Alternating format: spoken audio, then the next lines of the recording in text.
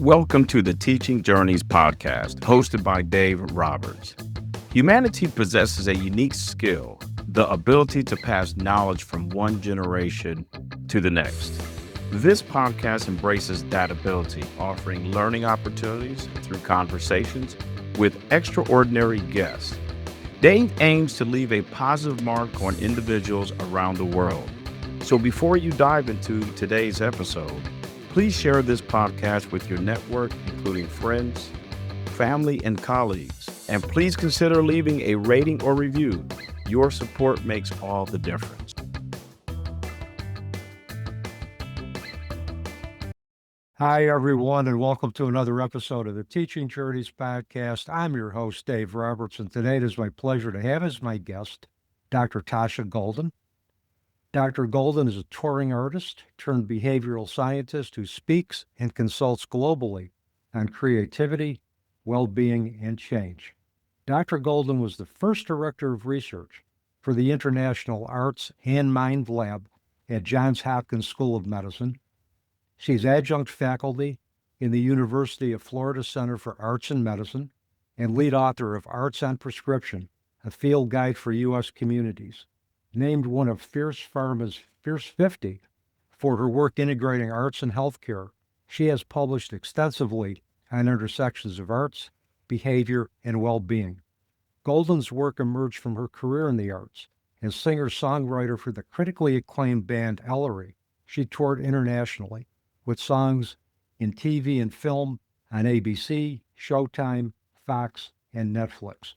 Her experiences on the road and subsequently with burnout and depression shaped her current work in arts and health. She is founder of Project Uncaged, a trauma-informed writing program for incarcerated girls, and developer of How We Human, a mental health training for creative professionals. Dr. Golden helps clients and audiences combine creativity and science to advance well-being, innovation, and impact. Tasha, welcome to the Teaching Journeys podcast. I've been looking forward to our conversation for some time now. Oh, thank you so much for having me, Dave. Oh, you're welcome. And got to give a shout out to Anastasia Lipsky.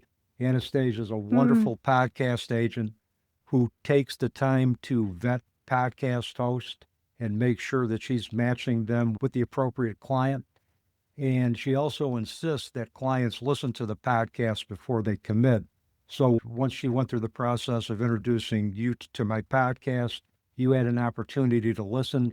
We find ourselves doing a podcast episode today. I'm very grateful for the opportunity to be able to talk with you about your work, and you have an impressive body of work. Thank you. Thank you. I'm really glad to be here. My first question for you, Tasha, is you began as a full-time singer-songwriter, and you're now a health scientist and creativity expert. Tell our audience how that transition happened.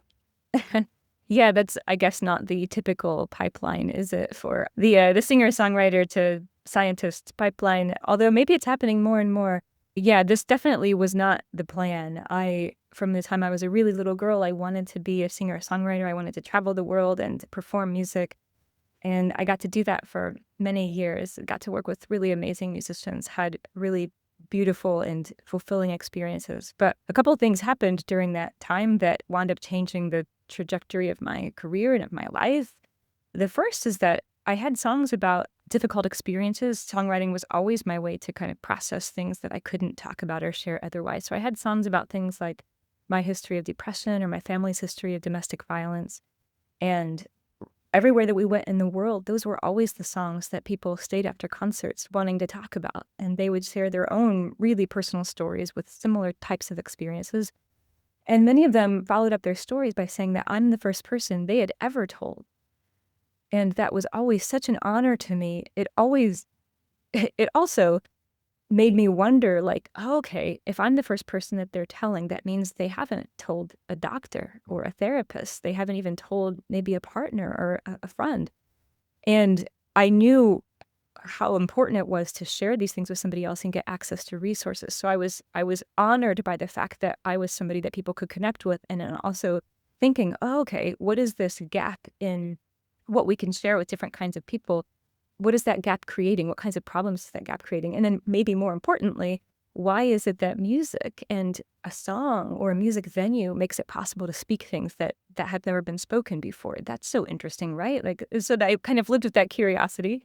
And then the other thing that happened was that I ran into catastrophic burnout and major depression. I couldn't get out of bed for weeks, let alone play shows. And I knew I was not going to be able to tour again. I knew that I was going to have to reimagine who I was. And this is all that I'd ever wanted to do. So during that time, to be honest, I didn't know if I wanted a future, if it couldn't be a future in music. This was all that I'd ever loved and seen for myself in my life. But during that time, I was thinking back on my experience on the road and on that phenomenon of people sharing things they didn't talk about otherwise. The fact that I myself shared things with rooms of hundreds of people that I'd never talked to a friend about. And I again got very curious about why that was and what was going on there. And I pulled on the threads of those questions till I wound up with a PhD in public health, specializing in the impacts of arts and creativity and culture on how we think and what we know, what we share, how we communicate. And then since then have been able to work with so many different types of organizations, applying that science to help us figure out what it means and what it can mean for our growth and change. Yeah, and I really believe there's that the creative arts. I think that does so much to enhance our well-being for just a variety of different reasons. Specifically with music, you mentioned that individuals were willing to share, they found it safe for them to share their stories with you in a music venue. Have you been able to, has your research indicated specifically what the role of music is and how that kind of facilitates those kind of safe places for individuals and the process allows them to share their stories and improve their overall well-being and view of the world? Well, I mean, like we could nerd out about this all day, but of course it's going to differ across cultures and for different people. But we do see, I mean, music does so many different types of things for our health and well-being. But the thing that you're talking about now that I mentioned, as far as like why is it that people were able to share in these contexts versus someplace else, we do see from the research some reasons why that might be the case. The first one is that when somebody shares a story from their life, but they are somebody that we already relate to or we already esteem, and they're sharing something that might otherwise feel stigmatized, then suddenly that issue, we take a different view of it. I recently did a study with an organization based in New York City that works with Grammy-winning artists, kind of training them to talk about mental health from the stage, and then they supply mental health resources at their concerts. And we were studying that phenomenon and found that people left those concerts with a less stigma around mental health, more of a sense that they knew what they could do if they had a struggle or their neighbor or their friend did. And yeah, similarly, it's kind of like if I have thought before that having a mental health struggle meant that you can't be successful, can't hold down a job, for example, or that you can't have friends, can't make connections, and then I'm seeing this person on a stage that I paid money to come see at a show, and they're talking about their experience with this, that fundamentally shifts what I think of about this experience and shifts what I think of myself if I have myself had that experience, right? So that plays a big part of it, the artist as a trusted figure in people's lives. And then, of course, the range of musical expression allows us to share more aspects of the human experience than we tend to do. I often talk about how kind of quote unquote polite society, or especially professional or corporate settings, like have 3 robot settings that you're allowed to have as far as your emotions. Like you can be mildly upset or like fine/neutral, or you can be mildly happy. But if you're anything outside of that range of emotions, people kind of are concerned about you, or you don't quite fit in, or you might not be able to thrive in that environment, right? But in the context of music and many kinds of art forms, we see a range of expression, a range of emotions. And I have seen in the research and have seen personally that people start to feel like, oh, if I too have had that range of emotions, if I find that I cannot squeeze my life into 3 robot settings, which none of us can, actually that's common. And I can relate to this other person who is also having to reach way beyond our kind of normal expressive outlets in order to accommodate how vast our experiences can feel, whether that's sadness and grief or whether that's ecstasy and joy. We need many more opportunities and ways to express who we are than what we can do with linear conversation like this. Oh, absolutely. And I agree too. I mean, there's no quote unquote set types of emotional expressions. That framework is too constricted. And I think whether we're a musician, whether we're in the creative arts, whether we're just doing, an everyday 9 to 5 job, we're the microcosm of the macrocosm. We contain every possible negative emotion, and we can mirror that to each other. And I think through music, it becomes more relatable because, a lot of the best music I've listened to has been based on the musicians and the songwriters' own personal experiences where they've had to overcome challenges. And Yeah. that becomes very relatable for me. And you're right, I could sit and talk to you about this all day. But for me, during the worst tragedy of my life, music, those vocalists were a voice for me when I couldn't find my voice, when Mm, I couldn't talk about what was going on. And I do know that individuals who are in the immediate throes of trauma, when they say that they can't talk about that trauma, there's probably a scientific explanation for that. And I think there's a part of the brain, and correct absolutely. me if I'm wrong, Tasha, I think it's Broca's area that Yeah. that shuts down, that Yeah. allows us to verbalize what's going on with us. And so when somebody says they can't they can't talk about a trauma, there's a legitimate scientific reason for that. And I can't Yeah. take full credit for coming with that on my own. Bessel van der Kolk's Yes. research Yes. on Yeah. how the body knows a score, he did a research with individuals who they had them write scripts of their trauma, recite their trauma, and he took a look at brain imaging results. And there's some basic data, scientific data, in terms of how the brain operates during trauma that proves Yeah. that, yeah, we can't talk about trauma Mm. because that part of our brain that allows us to shut down or allows us to talk about it shuts down in the process. I'm so glad that you mentioned that, Dave, because that has been such a big part of my research into the connections between arts and mental health and post-traumatic growth and post-traumatic stress disorder both. But yeah, such a big impact of music and poetry, novels, fiction, TV shows, etc., sometimes giving people the language for their own experience. And to your point, if people cannot talk about something, there's, oh, I can borrow this person's language. That is what happened to me. I'll use their words. Or sometimes just having something named and somebody realizing like, oh, I had that experience. It's not that I didn't have words for what happened to me. I just didn't realize that it might have fit into this category of things that is actually common for people to grieve over or common to have difficulty with. I was just slotting it into this thing that I experienced. And so, yeah, having that exposure to different people's stories and experiences can allow us to see ourselves in a new way or give us a way to tell our own story to ourselves and to other people for the first time. How does creativity in general relate to mental health? And how can we tap into our creative potential for better well-being? What a big question. I can answer this in kind of two ways. Like creativity has to do with mental health in some of the kind of specific ways that we've just been talking about, as far as it gives us some tools that we didn't have otherwise, a way to express ourselves. That I often say that humans evolved to make and share art for a reason. If we didn't need this for our literal survival, we would have stopped doing it millennia ago, right? So if we're doing it, it must be essential, not only just to like help us feel nice, but like for our survival. And so some of these things that we were just talking about is part of that. How do we have mechanisms and tools for expressing our experience, for finding a way to share or connect with somebody else? Also tools for hearing somebody else's experience. Like we were just talking about, how do we share our own experience? But sometimes we need the context of the arts in order to bear up under somebody else's story that we might not be either able to kind of bear otherwise because it's too intense, or we just might not give it the time of day otherwise because we're busy with our lives and we need the context of the arts to kind of make us pay attention to something that we've been ignoring otherwise. It gives us these really practical tools for handling our emotions and for sharing them with one another and for processing them and bearing witness to them.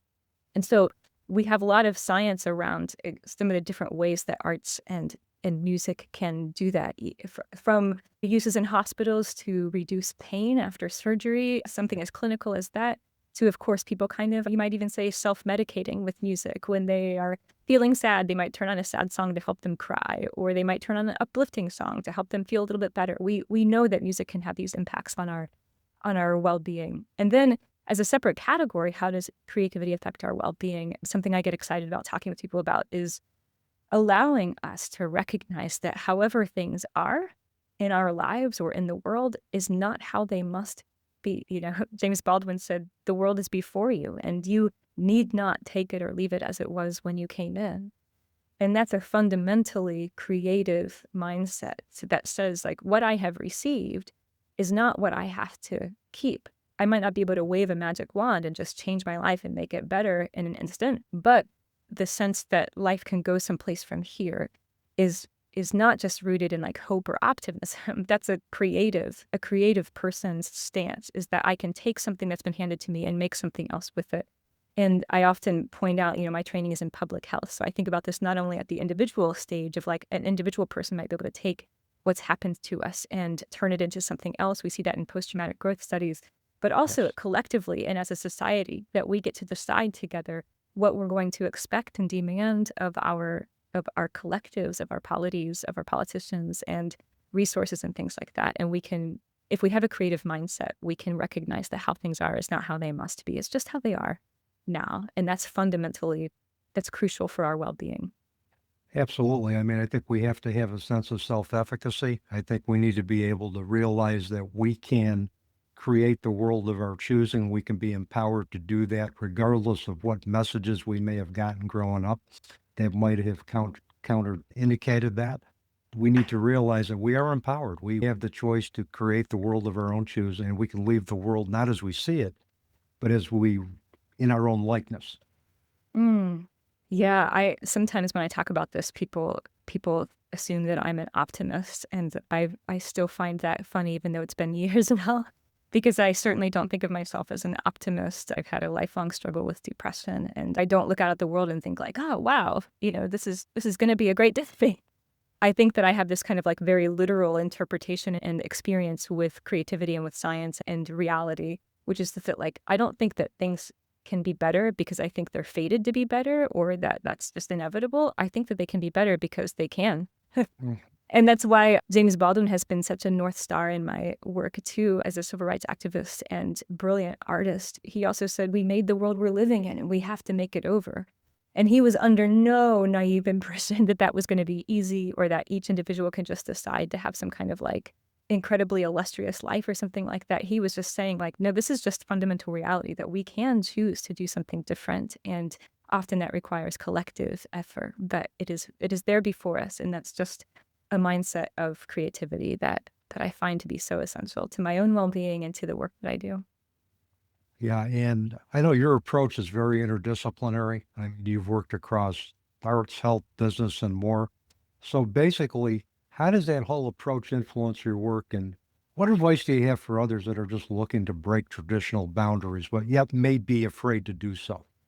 Yeah, I think I benefit in some ways from having come up in a really unconventional way. From the time I was an undergrad, I was making my living from music, and a lot of that was independent. So I didn't have like a typical employee job. I was always just trying to like look around and be like, how do we make things work? Because certainly when my music career first started, we were very much hand to mouth and, not sure how we would make ends meet. And so I spent a lot of my, early years just, okay, like, if I didn't see any reason why, I have to do things in a particular way. It's like, oh, if I can connect my work with this person over here, then let me just do that. And so it's been interesting.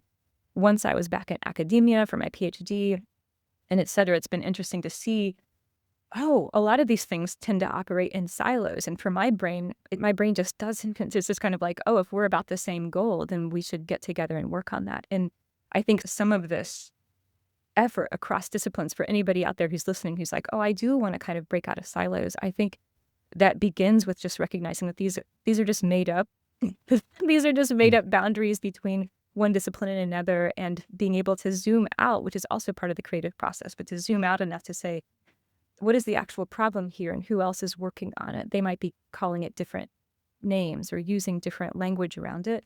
But if we're ultimately working on the same thing, then we can be collaborators. And this is one reason that I love talking about creativity, because it's applicable across so many different industries. I can be talking to a state arts agency one day and a tech startup the next day, and we are talking about really similar things, which is around how we think, how we get past the stories that we've been told about who we are and what we do and how we do it, and how we imagine something else, not in a a kind of indulgent, silly way, but in a way that's like, oh, it's possible to do this a different way. We've seen that throughout history. So how can we be the ones who do it a different way now?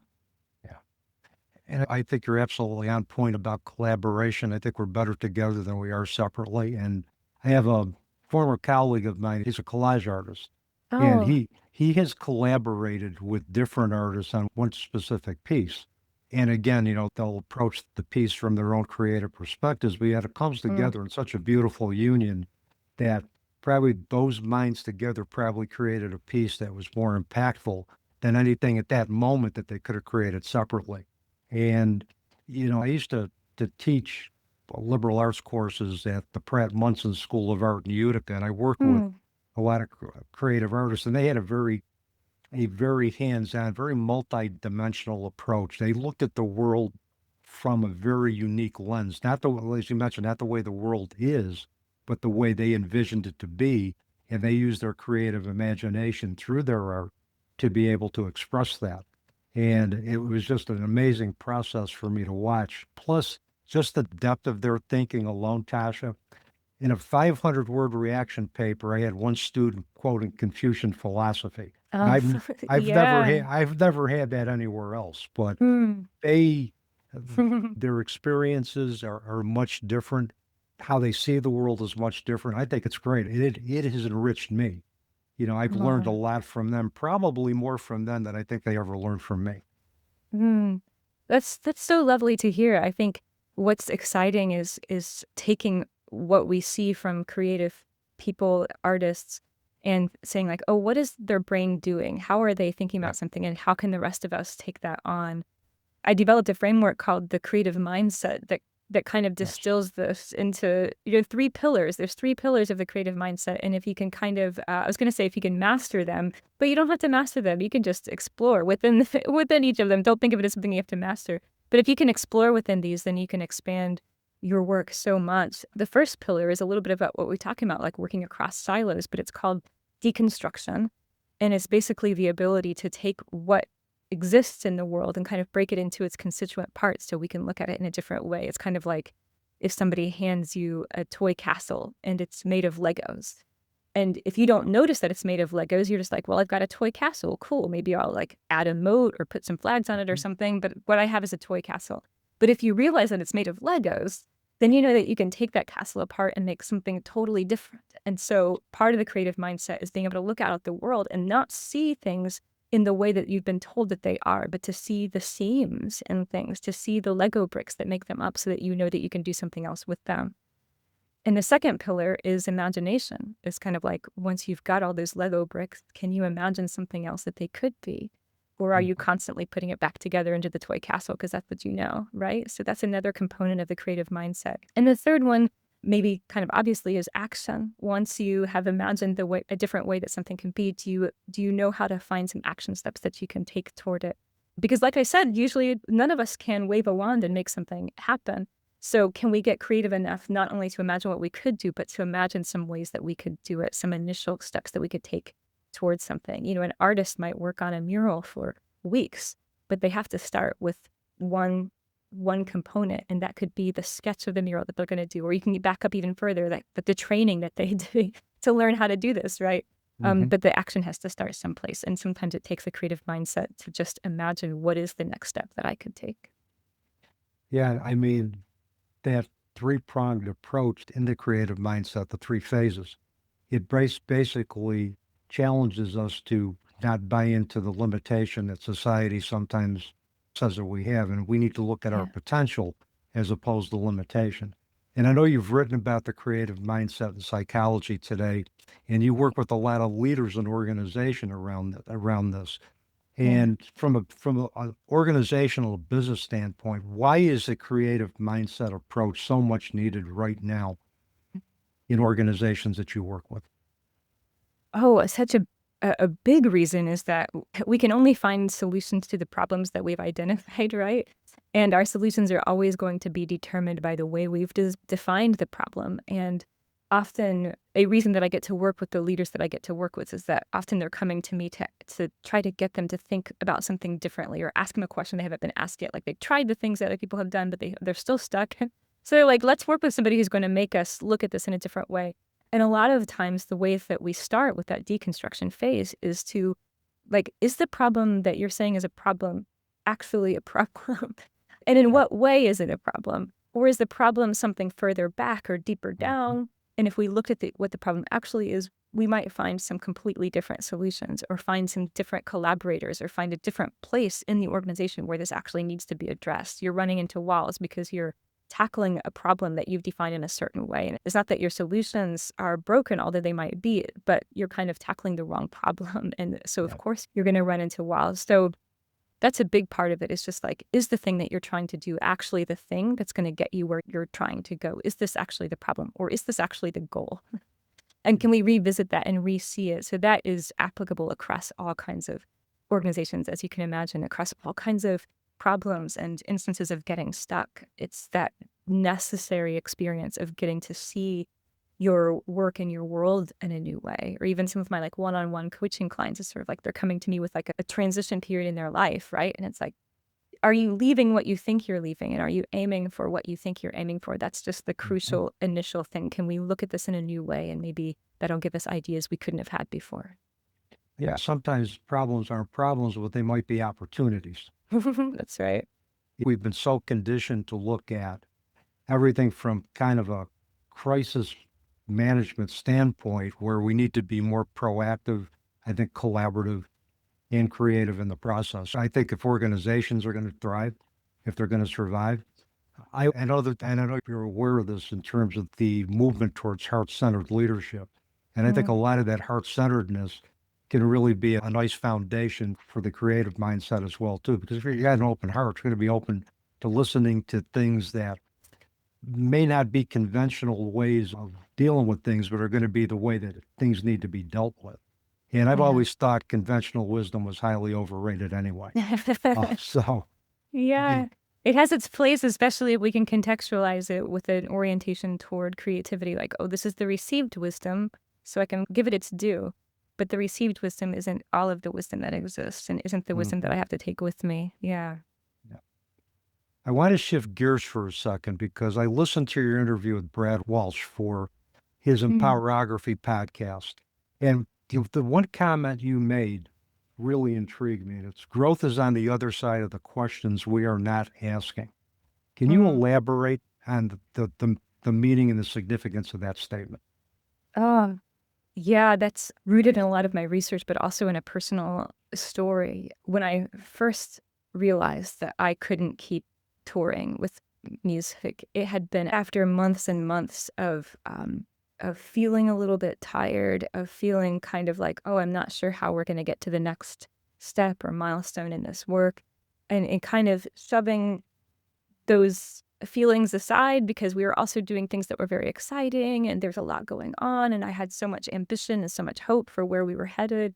One night in December many years ago, we were traveling home from our fall tour. It was the last night of that tour, and I was just sobbing in the passenger seat. And I remember looking at my partner in life and also in music, and just saying, like, I've never wanted to do anything else, and I can't do this anymore. And I felt like those words were ending my life, if I'm honest. I just was like, I don't even know what I'm saying here. And the reason that I'm telling this story is that there's a question embedded in that experience, which is the question, can I keep doing this?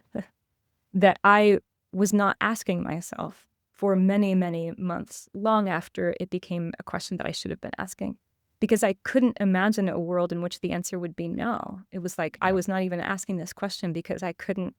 It wasn't that I was asking it and just refusing to deal with it. It's like it was not able to come up into my conscious awareness to ask it, right?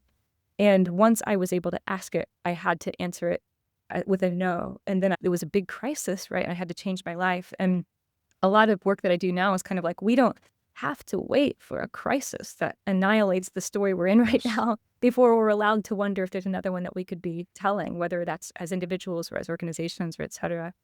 And, looking back on that, I often say like, oh, my growth was on the other side of the question that I couldn't ask, I hadn't asked. And, realizing and, in my practice with all kinds of different leaders, but also in the science, like, oh, that is just always true. Our growth is always on the other side of a question we haven't asked yet. It's not necessarily, and there's a lot of different ways to understand that phenomenon, but there's an aha maybe that's waiting for you. But it's not necessarily that you have to learn something or hear something, although that often leads to our ahas. It's sort of like something has to get you to fundamentally ask a question where you thought there was already an answer. Yeah. And, I mentioned James Baldwin earlier. He's got something for everything in my work, but he also said, talking about artists specifically, but I think this applies to all of us, he said, the artist cannot and must not take anything for granted, but must drive to the heart of every answer and expose the question the answer hides. And like, that is it, right? Like there is a question underneath the things that seem obvious. And that question is going to deliver you to your next aha, your next breakthrough, your next, or maybe just the next recognition of your own dream or goal for your life or where you want to be. And perhaps how your past experience is like for you with music, that's driven what you do with as a health scientist, as a behavioral scientist. And it's had a great impact in terms of your past experiences, in terms of what you do in your research, and that's driven it. It's just maybe in a different expression. But, for me, I've given up things that I never thought I'd give up. But that I had to ask the question, is this feeding my soul right now? Is this something I really want to continue to do? And when the answer was no, I closed that door. But those experiences that I had from the door that I closed were able to inform the next chapter of my life. So it all built on each other. There was nothing wasted with anything that I've ever done. It just manifested a little differently for me. Yeah. I mean, I can't tell you how often I have felt like the odd duck in various rooms, even during my PhD journey itself, feeling like, oh, I'm the only person who's come here from this weirdo arts background. I did do a kind of a boot camp MPH experience because I didn't have an MPH. I was starting my PhD in public health. And I remember one of the professors, this is a true story, one of the professors on our very first day of class in epidemiology said, was going through like what majors did people come from, whether that was in their undergrad experience or something else. And people were kind of sharing what majors they came from. And he was like, well, I bet we don't have any like music or English majors here. And I tentatively raised my hand and he was like, which one? And I was like, both. My undergrad was in music and my master's was in English. And he was like, oh, interesting. And I thought that was so funny, but it also encapsulates how often I felt like the weird one in the room. But to your point, I always felt that the weirdness, the different pathway that had led me to the room was what allowed me to see things in a way that nobody else was seeing them. And of course, I needed my peers who came from a different background than me to help me see things in a way that I wasn't. But that was always something that contributed to my interpretation of what I was seeing, the ways that I went about a project or understanding the data that I was looking at. And so, I'm grateful for the very strange journey that brought me here. And I'm very grateful for the quote unquote weird people that have graced my life, because without their perspective, I wouldn't be able to see the world differently in a lot of different ways. I wouldn't be able to expand my belief systems to kind of align with my continued growth. So you can send me all the weird people in the world, especially if they're artists and musicians, you can send them my way. Same, yes. I want to ask you one thing about the concept of talkability and how art can make challenging topics talkaboutable. So tell us about the concept and why it matters for our lives and for our work. Yeah, this is kind of where we began with my story, right? With people staying after concerts and sharing things that they had never shared otherwise. And I started talking about, what are the experiences in our lives that are quote unquote talkaboutable? What are the things that we're sort of quote unquote permitted to say? And that might be like, what are we permitted to share and talk about within our family? And listeners, if you're listening, you might just like do this little thought experiment with me. Like, what kinds of topics and experiences are welcome in your family? What kinds of topics and experiences are welcome among your friend group? What kinds of topics and experiences are welcome in your workplace or your school or wherever you find yourself in professional settings? What kinds of topics and experiences are welcome when you go visit your doctor or even with your therapist? And those kinds of contexts, you would hope everything's on the table, but people's individual experiences often that it's actually not everything is on the table. There are still things that we might withhold or that we might be concerned about, like, well, this is part of my experience, and I bet that they need this context in order to give me the treatment that I need if we're talking about like a therapist or a doctor, but I'm not going to talk about it because it doesn't seem like it's something that's actually permitted here. And so a big part of what we see with, people's health and well-being is that we can't heal what we can't talk about. That's right. And so how do we expand what is talk aboutable? And it's not always essential that we do so. There might be something that you can't talk about in your workplace, but you don't need to or want to. That sometimes your work colleagues are not the people with whom you need to be able to confide certain things in your life. As long as you have somebody in your life that you can, then that's really what we find is most important according to, some of the mental health science. But there are a lot of things that many of us want to talk about or share and find that we can't. And this has been one of the great benefits of the arts, over centuries and in our current culture now, is that there are often things that we find we can talk about via the arts that we don't otherwise. And like I mentioned earlier, sometimes that has to do with the arts making something kind of bearable. Yep. Or making something like humanizing an issue. If somebody's experiencing something that we thought was, oh, that's just like, we can't talk about that. That's a bananas sort of experience. But then the character in a show that we love has that experience, but they're humanized and we can understand it. And we're like, we have our own different encounter with that experience now, our different understanding of it. So the arts have been essential across time and across cultures for changing what is talk aboutable and how we talk about it. Yeah. And I think a lot of cultures developed originally around the concept of art. And, historically, I mean, we talk about today tribalism, but actually tribalism, I think, really began, if my memory serves me correctly, with the arts, and that's how you developed it. You developed specific, norms and, philosophies around art, around other types of, and that's how it started. That's how cultures got their identity, was through the creative arts. And Yeah. sometimes that fact gets kind of buried a little bit, but I think that's important for our listeners to know that, the role that arts did have in shaping a lot of the cultural identities that we see today. So, Yeah. And a lot of my work is around, arts benefits for us, but, it can be also useful, even especially from like a creative mindset standpoint, to note that like arts can also do harm and cause harm. It can yes, be used for propaganda. It can be used to make things talkable that, actually, like if you make hatred something that's, exposed and everybody wants to participate in that, that's obviously not a benefit to a no, greater society, right? And art has done that in the yep, past and has made people feel very comfortable with things that are actually hateful and harmful, or has made people feel excluded who should feel welcome, right? And so it's also beneficial to notice how art has shaped the stories that wind up limiting us as well. So that can be a kind of artifact of what we've been exposed to in our own lives, like, the kinds of art that we've been exposed to, but it can also be an artifact of people purposefully using arts and creativity to create cultural divides and to create the silos that we were just yep, talking about trying to remove with creativity, right? So part of the creative mindset is not only how can we make our own stories, but how can we recognize the stories around us as stories and be able to critique them and question them when we need to.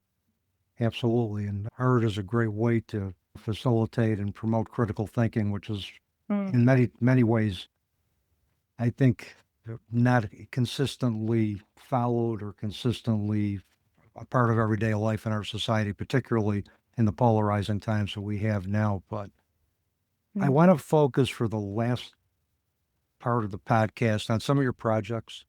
You've got so many different ones, and the first one that I want to talk to you about is Project Uncaged. So tell me about that project. What inspired you to create it? I think it's an fascinating, and I think it's an outstanding project, and I think there's just a lot of good to be said for it. But I want you to kind of explain how that whole concept evolved, Tasha. After I stopped touring, I went and got a master's degree in creative writing. I had no idea what I was doing with that. I remember sending an application off with a CD and lyrics. It was a poetry program. I wasn't writing poetry. I was writing songs. I didn't think that I would get in, but then I did, and I wound up really, really loving it. And my thing at first was like, oh, I'll do this for a couple of years and I'll hone my songwriting craft and then I'll get back to it. But what I found was that I really loved this other creative writing context, and I really loved research, which helped shape my path from there. During that time, I was invited to be a writer in residence for girls in the detention center in a small town in Ohio. And part of the reason that I was invited there was that this person had seen me play a concert as a musician, and I had talked about difficult things from the stage. And she said, "You talk pretty comfortably about things that other people find difficult to talk about. And I think that our girls in this detention center will appreciate that from you. Do you want to come and just spend some time with them?" And I was like, what a fascinating request. But I didn't have personal experience with the justice system, and I didn't know very much about girls' experiences within the juvenile justice system. So in the months before I actually went there, I spent tons of time researching girls' experiences and learned things about, gender inequity in the system. Girls are the fastest rising group within the juvenile justice system, but also tend to still lack resources. The system was initially designed for boys, and there are places right now in our country where girls and boys gender nonconforming youth will be locked up, but only the boys have programs and services for them, and the others don't. And I didn't know that before this research, and I also learned about things that tend to lead to girls' incarceration, including poverty, but also sexual victimization and things like that wind up leading to their encounters with the justice system. And all to say that I wound up designing my work with them to reflect that context. And when I left that first experience with them that I had been invited to, I just felt like that was the coolest way I've ever spent my time, is with these young women writing and learning from them about their lives and their experiences. But that initial program that I was part of was a beautiful program, and they made books of girls' poems, and those poems were just intensely amazing.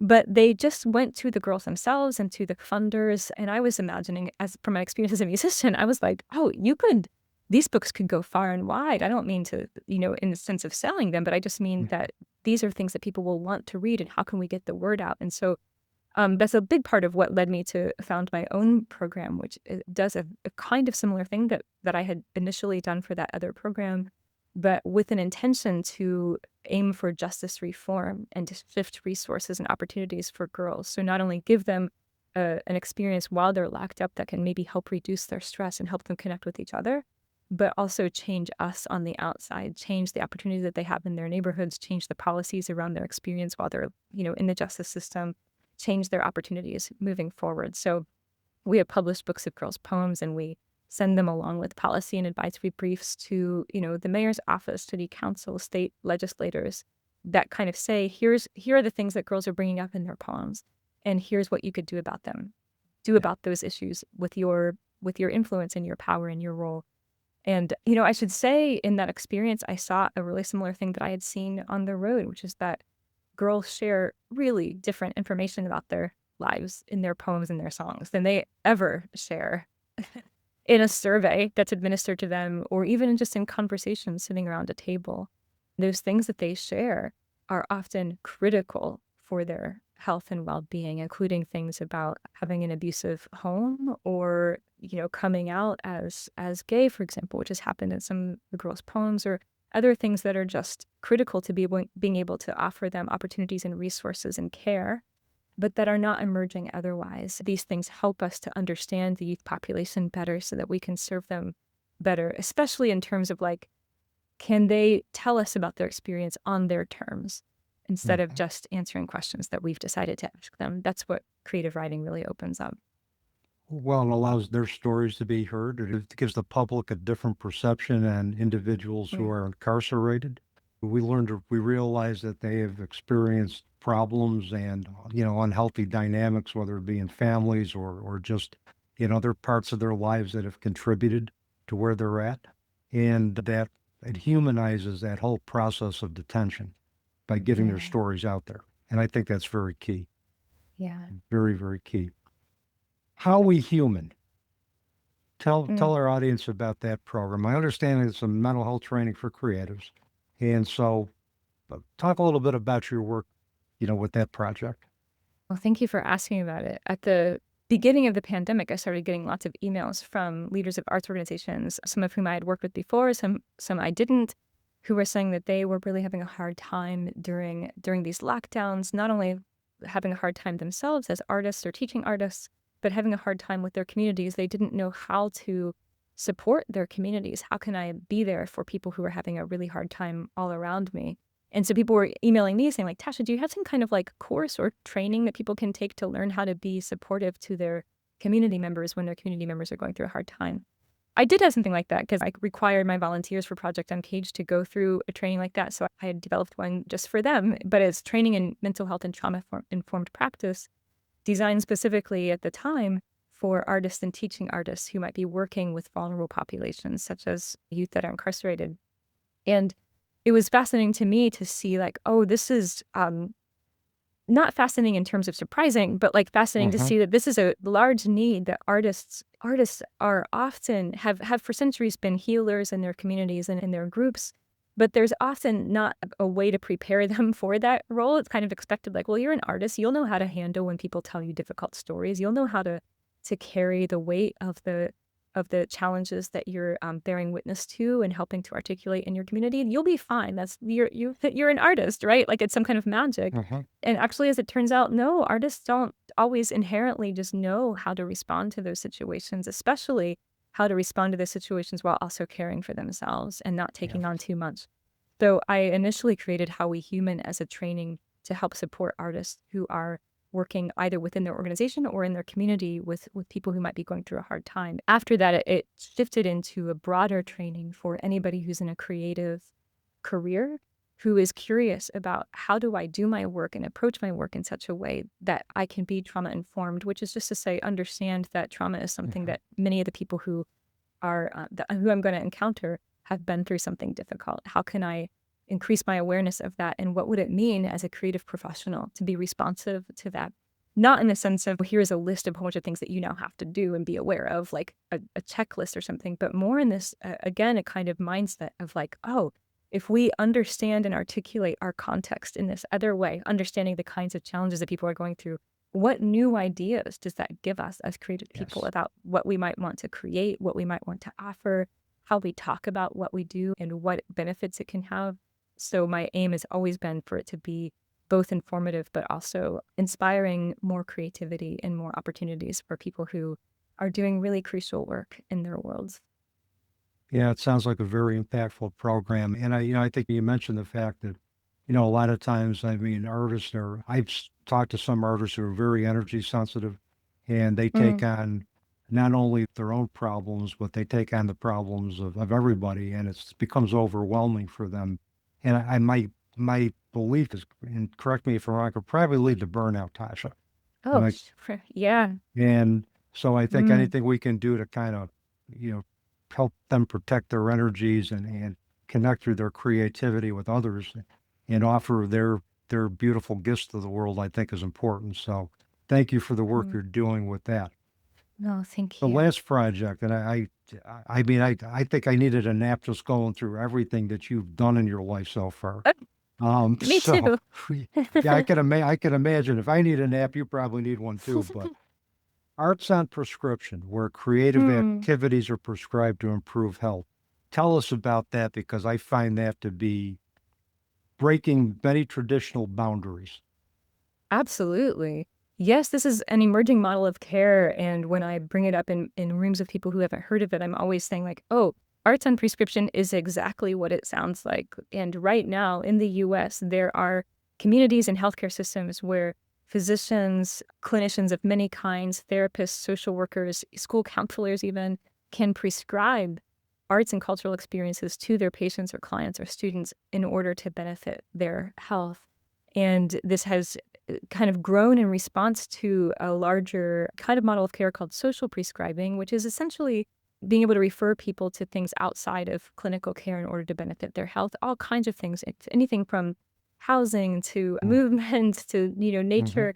And Arts on Prescription is kind of a branch of that. How can we include more of our experiences in our communities if we know, which we do from the science, that engagement with arts-based activities and arts experiences, cultural experiences, nature as well. If we know that these things can benefit people's health, there is no scientific reason why these things should be cut off from our healthcare system. In fact, it would be unscientific to do so. We would just be doing that because that's what we've always done, right? And so these new emerging models of care have sought to create those bridges between traditional healthcare and these assets that are in our communities right now that we know can benefit people's health.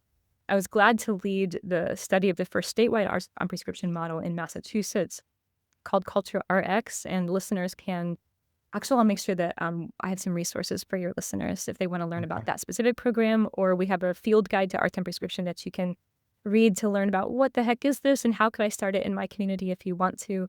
But it's being used especially now for mental health. And you can imagine that if somebody comes and sees their doctor, we know that there's an epidemic of loneliness, declared by Surgeon General Murphy. But if somebody comes to a doctor and they're lonely, what is the doctor supposed to do about that? They might have a couple recommendations, like here's where you might go make some friends, but they can't actually prescribe something. They don't have any tools in their tool belt for that, right?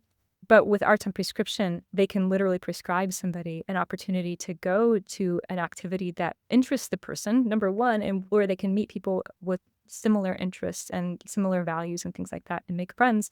So we see it being used to address loneliness, but also to address depression, anxiety, many other concerns that for which a lot of doctors have traditionally had limited tools, and reconnecting people with their communities and with things that they care about. It can also be great for addressing burnout and things like that, reconnecting people with the things that are truly interesting to them. And we've heard wonderful things from participants in it, how it's improving their health or helping them.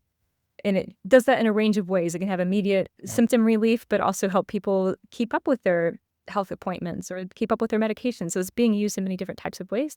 But then we also hear from the healthcare providers themselves saying like, oh, one prescriber that we talked to said, this feels like prescribing beauty.